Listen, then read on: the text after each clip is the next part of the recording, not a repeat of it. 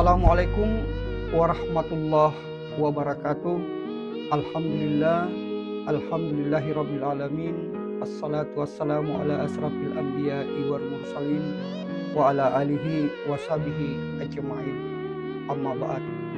Pertama-tama, marilah kita semua senantiasa memanjatkan puji dan syukur kehadirat Allah Subhanahu wa taala yang senantiasa memberikan kita nikmat hidup, nikmat kesehatan, dan nikmat iman, sampai akhirnya kemudian kita masih dipertemukan di bulan yang penuh barakah ini untuk melaksanakan ibadah puasa tentunya.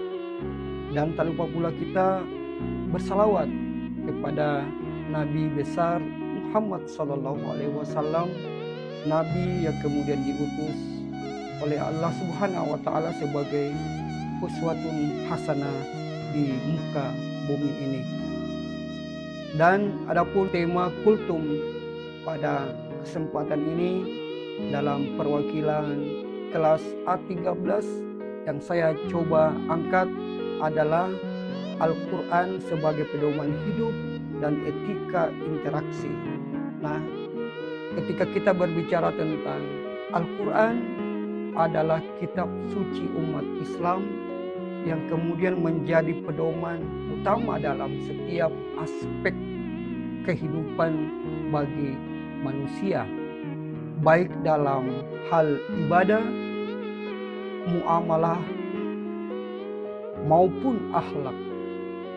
Sebagai wahyu terakhir dari Allah Subhanahu wa taala, Al-Quran memberikan panduan yang komprehensif mengenai bagaimana manusia berinteraksi dengan Tuhan, bahkan sesama manusia dan alam semesta.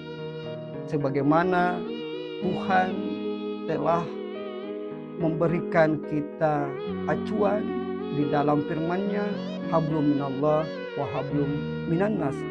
Bagaimana kita mencintai Tuhan harus juga mencintai sesama manusia dan sesama makhluk yang ada di alam semesta ini.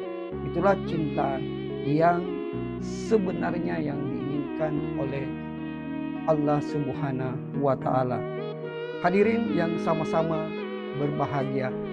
Nah, kalau kita kembali kepada tema Al-Quran sebagai pedoman hidup dan etika interaksi, maka kita akan menemukan beberapa ulama dan para filsuf dari berbagai mazhab memberikan penafsiran yang kaya mengenai fungsi Al-Quran sebagai pedoman hidup.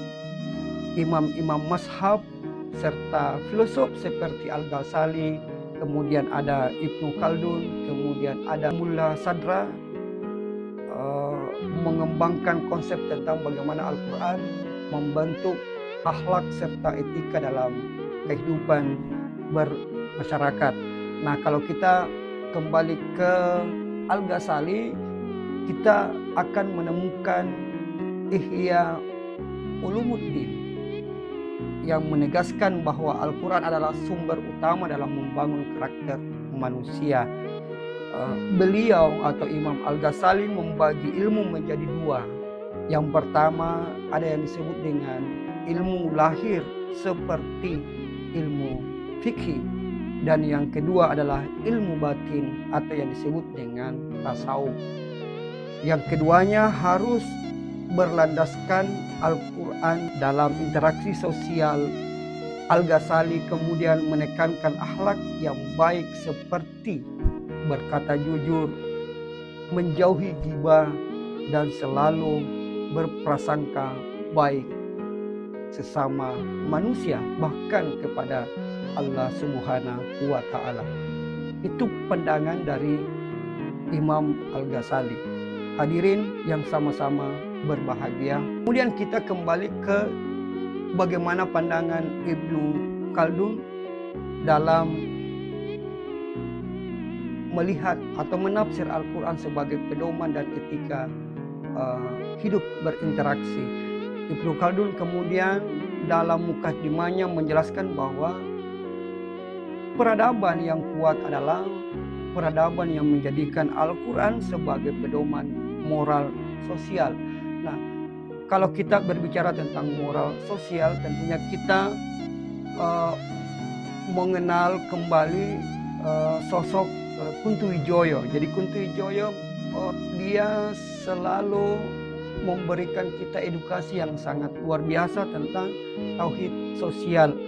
Tauhid sosial ini bagaimana manusia kemudian hidup berdampingan dengan sesama makhluk dengan cara yang damai, dengan cara penuh kasih, penuh cinta, baik itu sama manusia, bahkan kepada makhluk yang lain, binatang, pohon, dan segala sesuatu yang ada di muka bumi ini. Kita harus mencintai karena itu adalah bentuk dari kasih sayang kita kepada Allah Subhanahu wa Ta'ala. Itulah salah satu cara pedoman hidup berinteraksi dalam pedoman Qur'ani yang kita sebut dengan hablum minallah wa hablum minannas. Hadirin yang sama-sama berbahagia. Kemudian kalau kita merujuk kepada Al-Quran bercerita tentang bagaimana pedoman dan interaksi etika dalam kehidupan kita umat manusia. Wa innaka la'ala khuluqin azim, yang artinya dan sesungguhnya engkau Muhammad benar-benar budi pekerti yang luhur. Itu surat Al-Qalam ayat 4. Nah, memang Al-Quran, kalau kita merujuk kepada Al-Quran, Nabi besar Muhammad SAW memang